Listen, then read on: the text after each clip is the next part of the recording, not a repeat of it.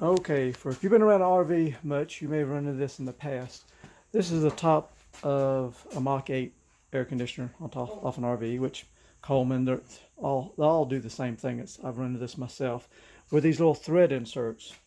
Let me get the camera in the right spot. These thread inserts, of course, they're made out of steel. Now the bolt, where's the bolts? Over here somewhere. Of course, they're smart. They make the bolt out of stainless steel. But they don't make the insert out of stainless steel. It's just regular metal. Of course, it's exposed to all the weather and it eventually rusts. You try to get these out, and then the insert will spin inside the plastic or strip out. You can't get the bolt out. It's always a pain. That's what's happened to this one.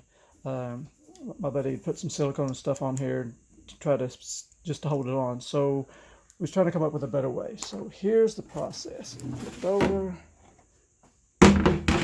So what I've come up with, found a little piece of scrap aluminum laying around. I scratched up the back side. So I'm going to take this piece of aluminum, bond it in here. I've already tapped it with a 1/4 20 threads. That is what this bolt is. And I found out, what is it, a 13/64 drill bit if you to drill the hole in order for the tap to come out right, to get good thread. So, and also we're going to use this magical stuff that I use a lot, which is the rain adhesive 5200. Once that's put on there, man, it'll hold about anything. I believe you can even put it on boats, even underwater. It's really good stuff.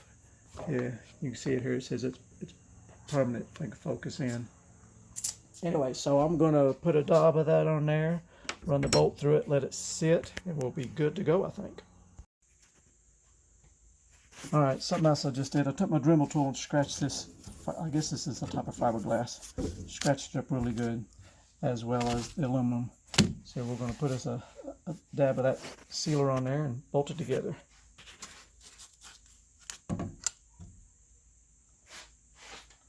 Good looking stuff.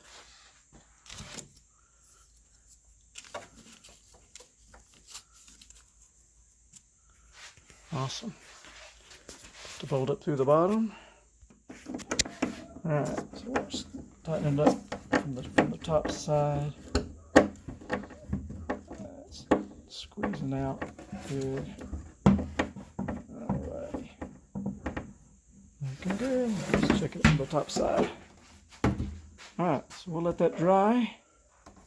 I think that'll be a good fix. We'll be back in business. Oh yeah, and how I mentioned about, tapping that piece of metal 1/4 within 20 threads per inch. I use this little tap and die set here. I got this at Harbor Freight. That's the item number.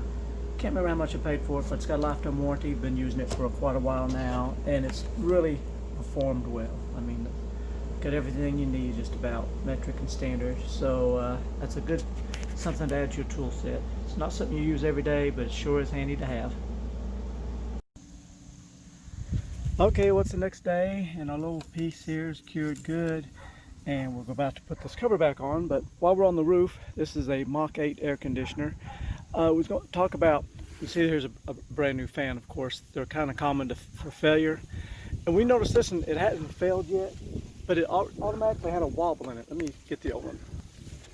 Okay, here's the one we just took off. Now usually they start breaking and falling apart and vibrating, but we kind of caught this one early. We noticed it was, when you'd have it on just blower and you'd shut it off, you could hear kind of a woo woo woo woo sound. As it slowed down, you could hear like a little bit of a vibration. And so we came up here and all three of them turned all three on and off a couple times, and we noticed this one, it really vibrated quite a bit when it was running.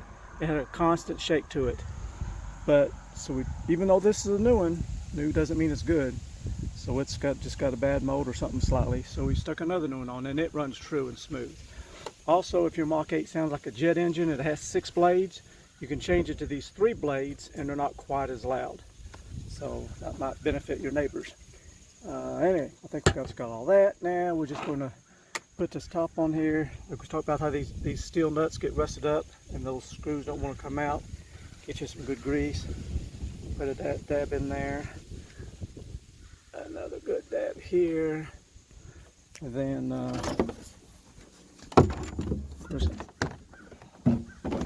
big glob in this piece here. You can see how rusty that is. Because those are the ones that won't like to spin out on you in that plastic top. And there's that piece we made that's aluminum. I'll put a dab on it too for good measure. All right, let's get this put on here. Okay, here's another tip. If you're ever in here cleaning these things, taking this cover off right here, watch these wires. I've seen these wires right here. They just kind of float around. They can easily get on top of this stud and get pinched. So be mindful of your wires. Don't pinch nothing as you put things back together. All right, drop her on there. There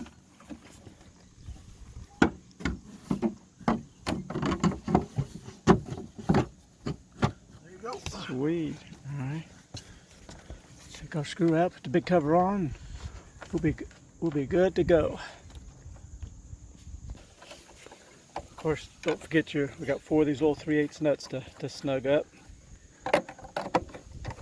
Then we can put the cover on.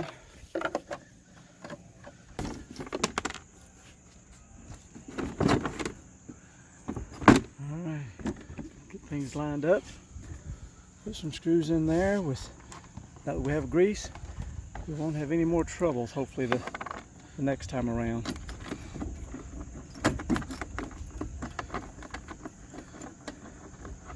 There we go. And also, when taking these things apart, if yours are really rusted, one of these little impacts does a really good job. That hammer action will sometimes break these screws loose if they're really stuck on there tight. Okay, last step. A little bit of grease in each hole. I got a little too much, got a little carried away there. We'll wipe off the excess. Paper towel. Put your screw in there. And now when we go to take it apart next year for maintenance, it should come apart nice and easy for us. Not give us any grief. So anyway, I guess that'll finish this video up. And thanks for watching. Hope it helps you out. Have a great day. See you. Bye.